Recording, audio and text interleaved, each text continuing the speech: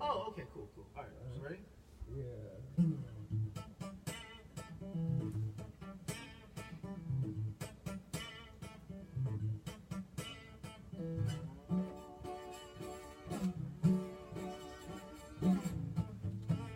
The mic's off, so we can goof around.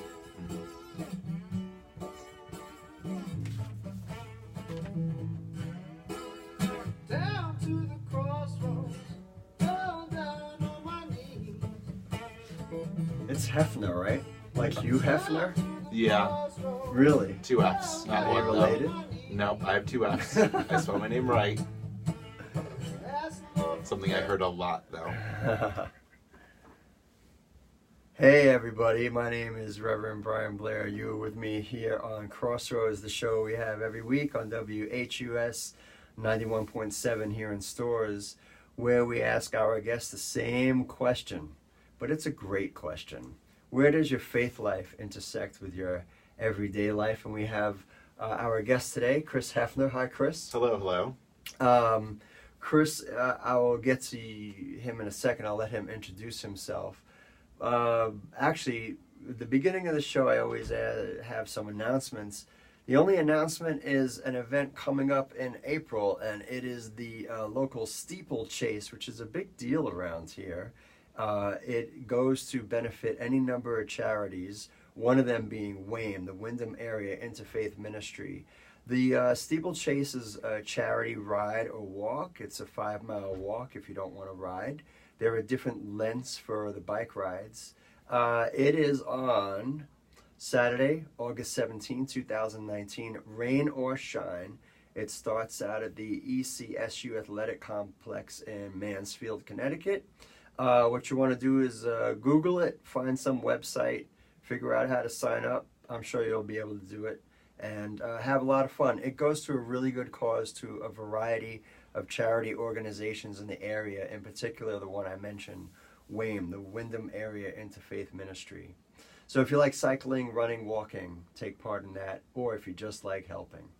My guest here, Chris Heffner. Chris, do you have anything that you're working on that you might like to announce? Yeah, so I will be telling you very shortly that I am a researcher here at the University of Connecticut. Right now we're looking for participants for a project where we're looking at the language abilities of people who've had a stroke and have problems with language. What we really need are people who have not had a stroke and are not having problems with language to participate in our experiments. So we're looking for, generally speaking, folks above the age of 45, no history of hearing loss, no sort of neurological impairments. And if you're interested in that, you can email UConn Myerslab, MYERSLAB @gmail.com, or you can call 860-486-0931 and see if you are eligible to participate. But for these studies, you're coming in, you're doing things in the lab, you're getting paid, and you're helping improve the lives of people who have had a stroke or improve the lives of people who have Parkinson's disease, because by coming in and participating, you're telling us more that we can use as a comparison so we can make the lives of those people better. Well, that sounds like a good thing to do. So why don't we get into that? What is it that you do here at UConn, Chris? Yeah, so I'm a postdoctoral fellow in the Department of Speech, Language, and Hearing Sciences. So if you don't know what a postdoc is, postdocs are sort of full-time research positions after your doctoral program, hence the post part of postdoc, but before a future faculty job. So it's sort of an in-between stage where I'm still being mentored and I'm still learning things from someone else in my lab, the PI, the head of the lab, who's a professor. At the same time, I have a lot of independence and a lot of say in what I'm doing, so it's actually a pretty nice time in my academic career. Very nice. But you would consider yourself to be a neuroscientist? Yeah, so neuroscientist is one job title, linguist is another, speech scientist is another. One of the perils of being interdisciplinary is that I have lots of hats I can wear, sometimes simultaneously. It's a good look, I think. But That's funny you call it a peril. So this study that you're doing in particular, what would you categorize yourself as for the person helping with this study? Which hat are you wearing? Which hat am I wearing? I'm wearing both the neuroscientist hat and the speech scientist hat. So the idea is we're really interested in learning about how speech sounds work inside the brain. And so one way we can learn about that is by looking at people who have had a stroke. But of course, to learn things about that way, we also need to learn something about people of about the same age who haven't necessarily had a stroke. So that's why it's sort of combining those two hats of both someone who studies neuroscience and someone who studies speech. Well, do you have any particular area that you're very interested in? Yeah, a lot of what I work on is figuring out how people learn things about speech sounds and languages. So if you ever have to yell at Siri and Siri has no idea what you're saying, Siri's probably having a hard time learning things. She's probably having a hard time. Maybe you speak with an accent, or maybe you're not a native speaker of English. So Siri's having trouble figuring that out. So a lot of the research I do focuses on basically understanding how people are able to understand things so well, even when the best technology we have sometimes has troubles. So I focus especially on learning new sounds in a second language, so learning which sounds are the same and which sounds are different when other people are talking, and also adapting especially to how fast other people are talking at. So certainly as a New Yorker, you're probably a fast talker. No. No. What do you mean, slow. like slick? No comment on exactly which meaning of fast talker I was using there. But basically, I'm interested in how people adapt to that sort of variation. Right. So those are the sort of studies that I'm interested in. You might do something like that if you come into UConn. So feel free to email UConn, UCONN, Meyerslab, MYERSLAB @gmail.com, or call that phone number that I'm too lazy to take out of my pocket right now. Yeah, I get you. All right. And well, that's what you do. Yeah. And the show asks our guests each week, what do you do and how does that intersect with your faith life? So the follow-up would be, how would you consider yourself to be a person of faith? Yeah, so I am a practicing Christian. I grew up in a generally non-practicing family until I turned about 9. We started going to a Methodist church. I grew up Methodist, went to a Methodist church in undergrad at Michigan State University. Then I went to the University of Maryland for my PhD, where I went to an Episcopal church, and now here in Hartford, I worship at a UCC, United Church of Christ, congregational church. Well, all right, so that's switching types of church a few times. Do you have a philosophy and approach to why you choose the kind of church that you do? Yeah, so for me, I think the main approach, so I certainly consider myself a Christian. That's the faith tradition that I was raised in, and that makes sense to me and works for me. So for me, it's finding within sort of that Christian framework the right churches that fit me. And what I found really works for me, at least in my church in Maryland, my church up here in Connecticut, is finding churches that have a great community. So I'm a little bit of a denominational mutt. I've moved around between these different groups, Methodist to Episcopal. I'm descended from Irish Catholic folks, Scotch Irish Presbyterians, Methodists, and I'm sure all my ancestors were frowning at me when I decided to go to this Anglican church, basically. It is what it is. And then up here in Connecticut, what I've really striven to find is churches that are welcoming and have a strong community aspect to them, where you walk in and you feel like everyone, it's like you're a long-lost family member coming back into the fold. That's nice. And it's been great. I mean, both my church in Maryland, my church up here, it's like, I was some friends that they hadn't seen for 20 years, and I just walked in and I felt right at home. So those are the sort of places that I really seek out. And consequently, they tend to be, because they're such friendly, welcoming places, they tend to be growing churches, which to some extent in sort of the mainline Protestant world isn't always the case. So it's also makes me happy to be part of a healthy church that's growing and improving. Well, I'm sure you are part of that health and well-being and improvement. I'm sure they're glad to have you. I mean, my beard at least is probably new. They don't have a lot of hipsters in the churches necessarily, so that's good. Well, this is the show about the intersection, right? So as a person who does neuroscience, do you feel like your faith has informed your decision to move in that direction? Yeah, I mean, for me, I wouldn't say that I was, praying one night in high school and then God came to me in a vision and was like, here's what an MRI is, and you should know something about linguistics, by the way, too. That wasn't quite how I experienced it, but for me, I see it as sort of an outgrowth of the gifts that I was given. So The idea being that I am a curious person. I tend to be a very sort of diligent and scheduled and planned person. I have all these gifts and these abilities that make academia and doing research and being a scientist a really good fit for me. So over time, it was sort of me coming into those abilities and coming into the ideas I had about what made me successful, and realizing that one direction that would be pointing me towards is being a professor and doing research and teaching classes and mentoring students, because I have these things I've been given that make that a good fit for me.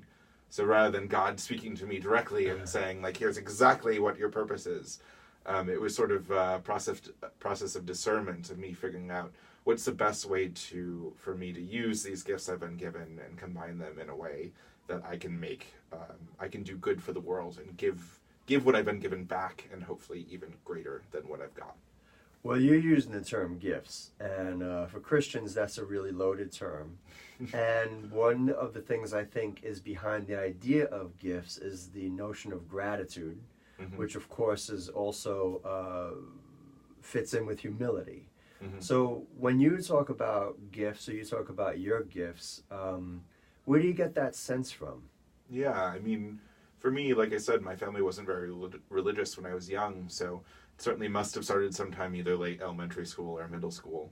But that's certainly something I think the Methodist tradition does a very good job of imparting on you, is you are here to go out and do good things in the world. You're not supposed to just stay cloistered in your little bubble. You're supposed to actually go out and be volunteering. The youth groups I was involved with were constantly going and doing service projects. There was the church I grew up in Minnesota. It had monthly projects where we as a congregation went out and did things. The idea being that, you're supposed to use these gifts you've been given to be able to make a positive good on other people's lives, not just on your own. And certainly, I mean, I've always been involved with youth ministries, things like that, helping out with high schoolers and middle schoolers. And I certainly know that's a very frequent lesson plan, is talking about, everyone has their purpose, and everyone has a different purpose. We're all different organs in sort of this organism of God or Christianity, where we each have our different functions, but then we are all contributing as a whole to making the world better. Body of Christ. Exactly. Well, I don't know. Maybe we both read the same thing. There's some book out there that maybe you and I, some bestseller. I don't know. Yeah, it's still a little popular. Harry Potter. I think Harry it's Potter. Something like that. Exactly. I've been listening to Harry Potter and the Sacred Text. I don't know if that's a podcast listening, you listen to. But Harry Potter and the Sacred Text is this podcast by two former Divinity School students, where they're reading through Harry Potter using sacred reading practices. Well, that sounds it's like a great. Very Let me just plug this other podcast. Let's plug that. But that sounds fun. I would check that out. Yeah. All right. Not to get lost in Harry Potter, Of although course that could be fun. It could be. All right. So, you believe that in some sense, you just followed where your gifts led, and here you are in neuroscience. So we know you're a neuroscientist, and you are a gay man who's out. Yeah, that's correct. So you're gay, and you're a neuroscientist, and you're a Christian, right? Yeah. So it sounds like we're talking about like some superhero where 3 giant robots all come together. A superhero, that's not something I've ever heard before, but I appreciate it. We're going to make a t-shirt and a cape about that. So Fabulous, man. I would say that fabulous. we definitely live in a time where if you're gay and Christian, that doesn't always fit on the same page for some people. And also, not everybody appreciates people who may be in the sciences appreciate religion, and not all people in religion appreciate the sciences. But you've managed to reconcile that into a way of life. How have you done that? Yeah, so for me, I would say the word reconcile isn't really a word that's very comfortable with my own experience, what's been going on. I mean, for one, I feel very fortunate that I grew up in a family that was very accepting of sort of my sexuality as well as my career decisions and faith. I grew up in sort of churches that were generally, at the very least, not openly LGBT, if not completely open and accepting. So for me, that reconciliation, it's not really reconciliation so much as it is integration of those different aspects of my life. But certainly we hear a lot in society about how those facets of your life might be seen as being disconnected or might be seen as even opposing each other. And that hasn't really been my experience either. So how I see it is each of those aspects of my life informs the other, or is well integrated with the other. Where the idea being, you know, I can't be a good person of faith unless I am honest with my own sexuality and who I am and what my own identity is. And I can't be a good person of faith without having sort of a curiosity about the world and how it works and how God's creation sort of interacts with each other as people. I can't be a good scientist without also thinking about questions that science can't really answer, like what does it mean to be a good person, or why is there evil in the world? And I can't be a good scientist without being honest with myself and being completely at a point where I can accept myself and thus be able to ask big questions that I can answer. And I feel like my own experience, my own sexuality is sort of uninformed without recognizing that my sexuality is a gift from God. Like, I'm gay because God made me this way. And that, you know, that I have this scientific inclination that makes me curious and want to learn more about this sort of identity that I have in this community I'm in. So I think those three aspects of my identity work together. They work in harmony to help make me this complete person I am. Well, you used the term integrated somewhere in there, then you ended on the idea of harmony and being a complete person. Do you have any thoughts about that? Part of what the show is about is exactly that, where a lot of times what I see is that people are not fully integrated in the sense of they believe their faith life is over here and their everyday life is over there, and very rarely do the two mix. But you seem to have been very intentional about making sure to be as integrated as you could be. Where do you land on that? Where have you given that some thought? Yeah, I mean, that's tough. I come from a place of honesty, I think, is really the most important thing. Like, in order for me to be a good Christian, a good scientist, a good gay man, I need to be someone who's honest about that. And the fact is, these are aspects of my life that are all really important to me. So in order to integrate them, in order to bridge across them, in order to find harmony between them, I find that I need to be honest about each of those things in every aspect of my life. Now, I mean, that can be tough sometimes, and certainly, certainly there are decisions that have to be made about, you know, if I'm chatting with some cute guy on some app, you know, do I have to say I need to wake up for church the next morning? Sorry. But well, do you? I do, actually. I've just ended up, you know, I end up not really caring as much anymore. Maybe in my old age as a 28-year-old. The ripe old age. I know. But yeah, I've found that, you know, eventually it just comes to a point where in each of these aspects of my life, if you're not going to accept every part of me, then you're probably not someone I'm going to want to have any part of me communing with or connecting with. Well, that sounds very healthy. Mm-hmm. So I appreciate that answer, because I think a lot of people struggle with that notion of what I'm just going to loosely call it integration, because I know the term gets used in a variety of ways. Mm-hmm. But yeah, the idea of being a whole person and integrating every aspect of who you are in a healthy way. So it does sound like you've given that a lot of thought. I appreciate and that. And that you do your best to live in an authentic manner, Mm-hmm. which is not easy to do. Mm-hmm. It's tough. You mentioned some of the complications. You mentioned that one funny story about maybe you have to tell people once in a while, like, I'm getting up for church tomorrow, so I can't really hang out too late. Yeah. Are there any other things you can think of, instances where it was complicated to be integrated? Yeah, I mean, certainly I see that actually quite a bit with my own Christian identity and with these other aspects of me. Certainly it's the case that there are some groups who feel like being a Christian is very hard in society right now. I'm not sure I agree with all of those aspects.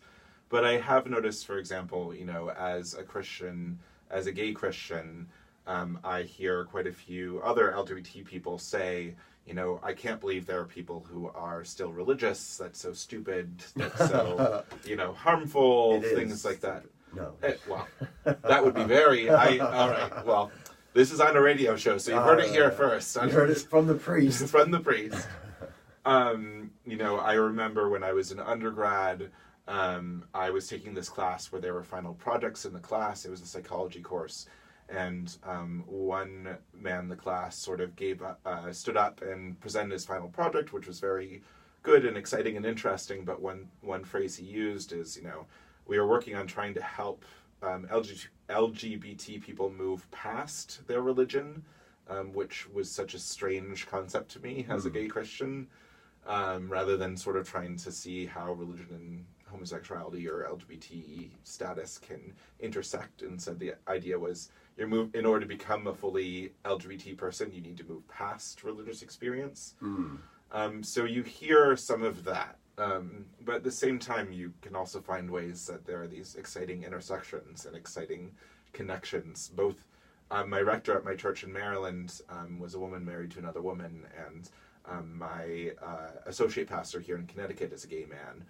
So I also have had really great role models for how to make those connections too, which has been really exciting to see and to experience. That's a really great point you bring up, the idea of having role models.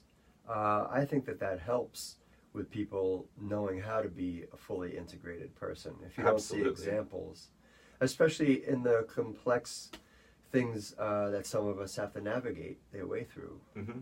Yeah, that's something I try to aspire. That's why I have a watch on right now that has a rainbow, watch band, just to always have that part of identity close by and sort of tell people, who might need to hear it, that that's something they can do. So that's something I've even heard.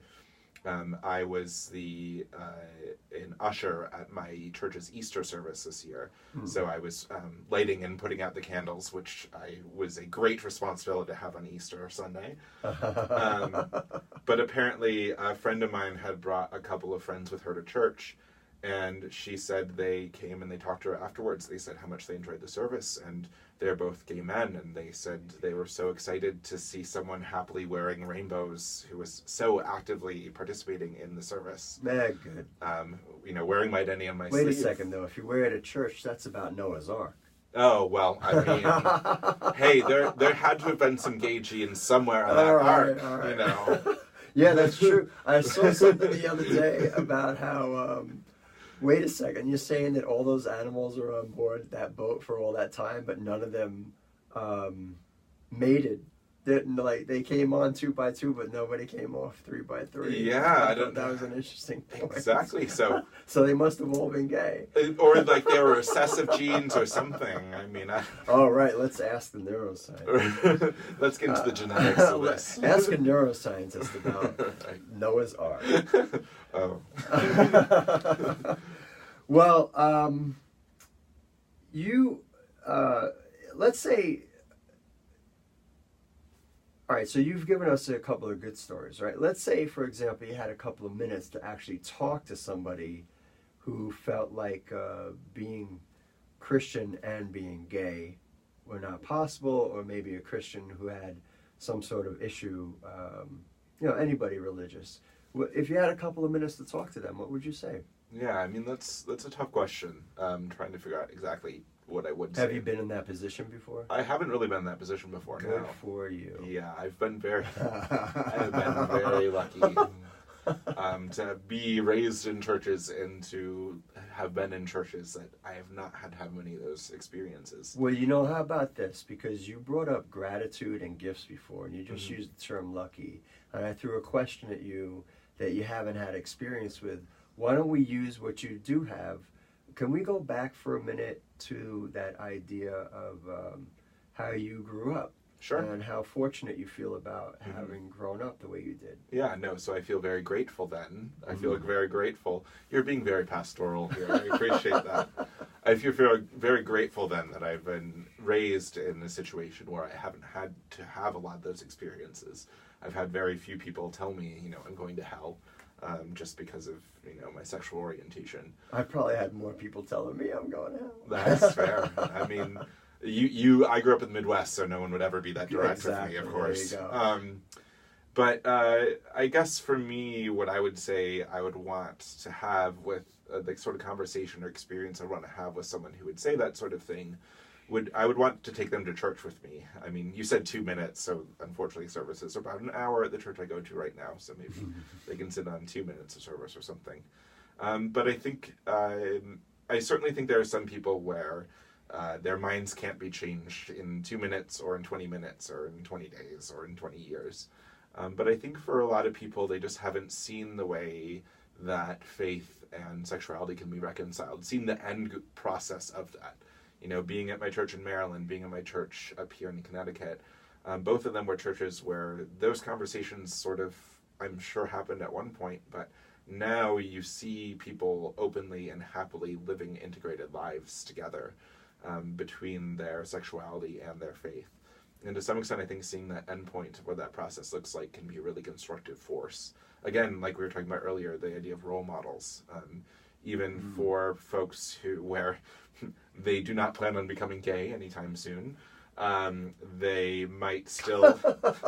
Took me a second. I was like, what did you just say? Yeah, well, funny. you know, but they might, for example, even if they're not gay, they might still appreciate seeing models of what successful integration looks like. And so for me, I think that would be sort of the most useful experience I could see with folks who are not having that, is come to my church, come see these couples worshiping together, come see, you know, the pastors preaching about, you know, inclusion and things like that, and see how that sits and see how you feel about that once the service is done. I think that's a great response, because that says you're not rejecting anybody. You're actually inviting them into the fold in a meaningful way, which I don't know if I've ever heard anybody give that answer. Usually it gets very adversarial. Oh dear. And, yeah, oh dear. There goes that Oh Midwest no, again. oh golly. Oh jeez. Yeah. But to say, well, my answer to you is come to my church and have this holy experience with me. Yeah. Is a wonderful answer. Yeah. Well, let's sticking with that.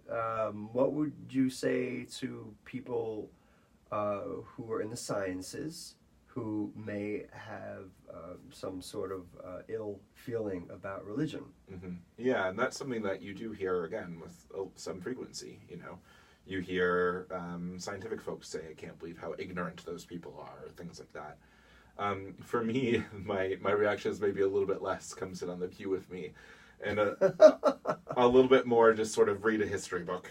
Every once in a while. You just said you have less tolerance for scientists who have that sense of things than you do for people who are homophobic? That is an interesting thing that you point out right now. But I feel like maybe the experience of sitting in a pew would be something that'd be a little more foreign to some scientists than to homophobic Christians. Okay.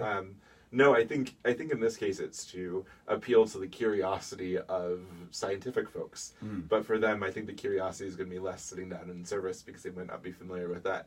A little bit more learning about the different names throughout the history of science who have been very strong Christians and also been very strong scientists. So, you know, we talked about genetics earlier. Gregor Mendel was a monk. I know one of the creators or the people who sequenced the human genome for the first time is an evangelical Christian. We see a lot of these very deeply religious folks who have made a lot of scientific progress throughout the years.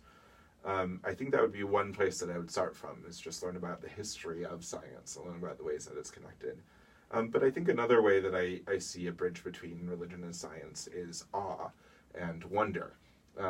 There's a lot as a scientist I don't know, and there's a lot that I know that I don't know. And that's what makes me excited and makes me want to go to work every day, is to try to find those answers to questions I'm interested in that I don't know the answer to. I think religion in a lot of cases is very similar. Everyone has questions about, you know, what does it mean to be a good person, or what's my role in the universe? That as scientists we don't think we can really answer with scientific methods. But religion provides an avenue to be thinking about that, and theology provides an avenue to be thinking about that. And even if folks don't suddenly become theistic immediately from thinking about that, it's good to at least be thinking deeply and to realize that there are Christians and there are people of faith who also think about those questions deeply and try to reason through and figure it out and wrangle with these big questions. I think that's another venue that could be used to sort of bridge this divide that's perceived. Well, everything that you've said in response to those tricky questions lean in the same direction of bridging divides. Yeah. So, maybe we should get you a T-shirt with the 3 robots coming together. I bring these 3 seemingly different things together into one integrated person. I would like that T-shirt. Oh, well, we're going to work on that, I think. We are out of time. It's been really wonderful talking to you. And everyone, we've had our wonderful guest today, Chris Heffner, who is a neuroscientist. Where are you heading after UConn? So I will be here for the next year, and then I will be a assistant professor in the Department of Communicative Disorders and Sciences at the University at Buffalo in beautiful Buffalo, New York, the city of good neighbors. So from cold to freezing. I mean, I grew up in Minnesota, so Buffalo doesn't seem cold to me. It seems snowy. Even by Minnesotan standards, Buffalo seems snowy, which is saying a lot, but cold, no way. All right, very good. Balmy. Well, it's been wonderful talking to you, having you on the show. Everyone, this is Crossroads, the show where we ask our guests about the intersection of their everyday life and their faith life. We've been talking to Chris Heffner. We are on WHUS 91.7 Stores, and we are going to bid you all a very fond farewell.